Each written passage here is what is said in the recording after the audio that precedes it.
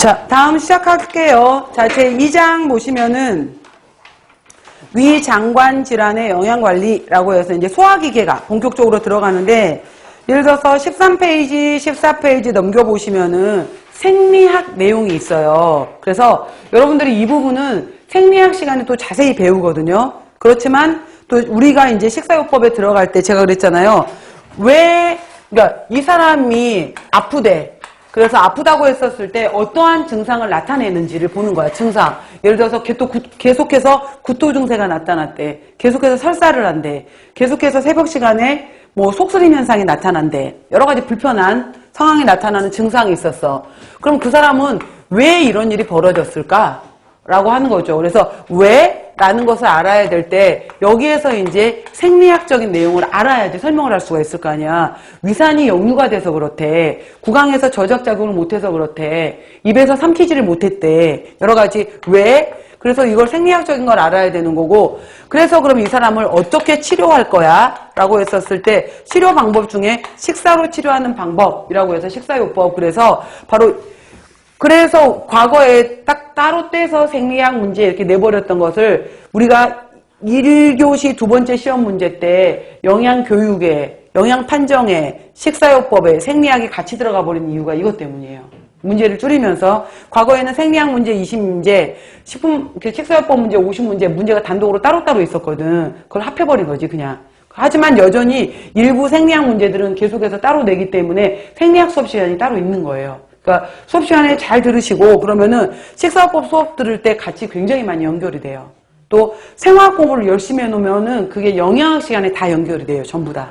그렇기 때문에 생리학 생화학도 굉장히 중요한 거고, 자, 여기에서 나오는 것처럼 이제 첫 번째 생리학, 13, 14는 생리학적인 내용이에요. 그러니까 깊게 저는 안 들어가고 나머지 깊은 내용은 생리학 시간에 따로 할 거예요, 여러분들이. 자, 보시면 소화기계는 우리가 시스템, 개를 말할 때는 소화기계는 입에서부터 인두, 그 다음에 식도, 위, 소장.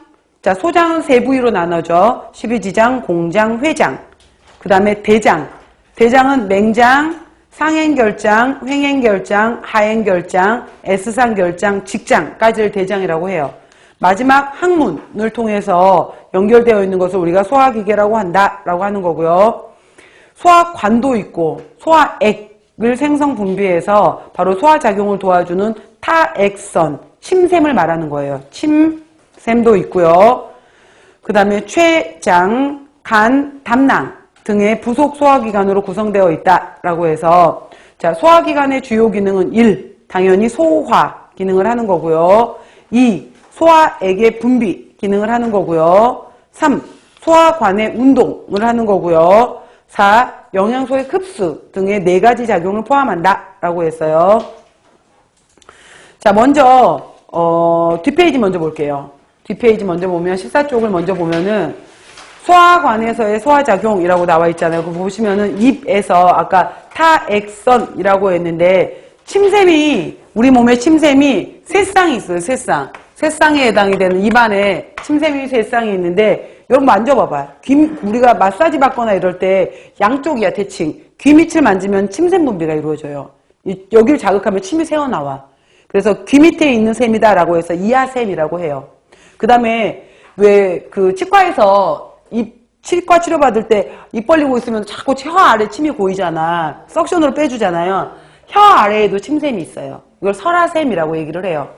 그 다음에 턱을 자극해도 턱 밑에도 또 침샘이 있네. 이걸 악하샘이라고 해요. 그래서 바로 귀 밑에, 혀 밑에, 턱 밑에 이렇게 해서 이하샘, 설하샘, 악하샘. 그래서 왜 우리 그 뭐라 그러지? 볼거리라고 말하는 거 있잖아. 그거 같은 경우에가 그러니까 여기에 이렇게 부푸는 거잖아요. 거기가 여기 귀 밑에 침샘에 이하샘에 염증이 생긴 거야.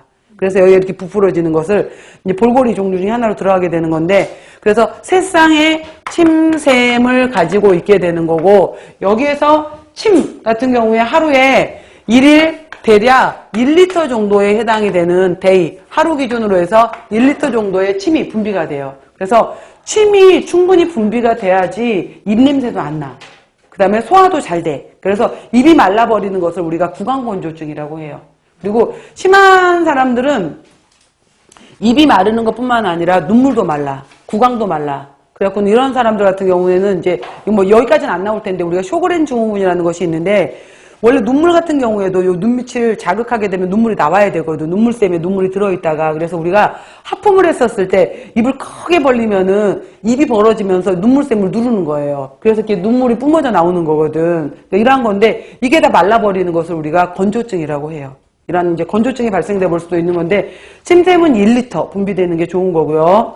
그 다음에 침샘에 푸티알린 밑줄 해놔보세요. 푸티알린이라는 성분이 있어서 얘가 바로 이제 입에서부터 전분을 분해하기 시작하는 거예요. 그래서 이걸 대표적으로 볼 수 있는 게 짜장면 먹을 때잖아. 누룽지탕 이런 거 먹을 때 분명히 끈적끈적했어. 근데 내 침이 왔다 갔다 하다 보면은 멀겋게 국물로 변해버렸어. 아, 건강하구나. 내 침이 강력하구나. 이렇게 생각하시면 돼요. 푸티알린 성분이었고요.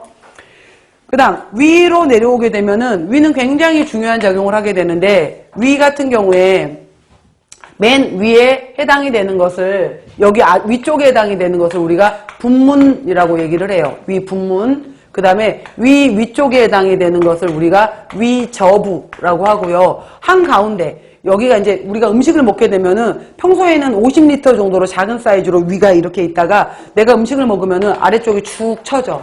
위쪽도 볼록 올라가. 그렇게 되면서 늘어나게 되는 건데 한가운데 몸통 부위에 해당이 되는 부분을 우리가 위체부 이렇게 얘기를 하고요.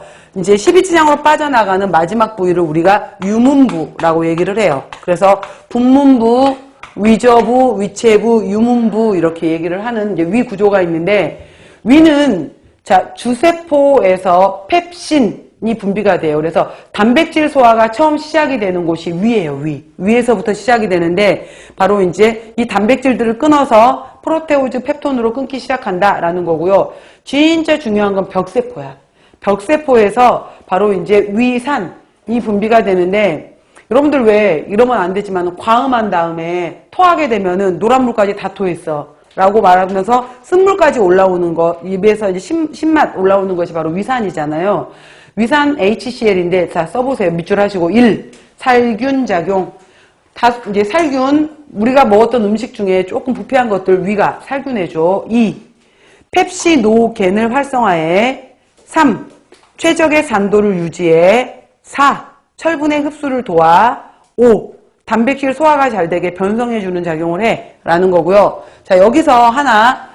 단백질의 소화가 처음 시작하는 것이 펩시노겐인데 우리가 이제 효소 여러 가지 이름에서 뭐뭐노겐이라고 붙는 것은 아직 활성을 띠지 않는 거야. 이 펩시노겐이 본격적인 단백질 소화를 시작하려면은 펩신으로 바뀌어야 돼요. 이 펩신으로 바뀌는 작용을 도와주는 것을 바로 우리가 위산이 이 역할을 한다 이 말이야. 그러니까 지모겐 이런 식으로 아직 뭔가 활성화를 띠지 못하는 것을 우리가 지모겐이다라고 하거든요. 그래서 이 상태로 존재하다가 본격적으로 음식물이 들어오면 그때 분해를 시작하는 거예요.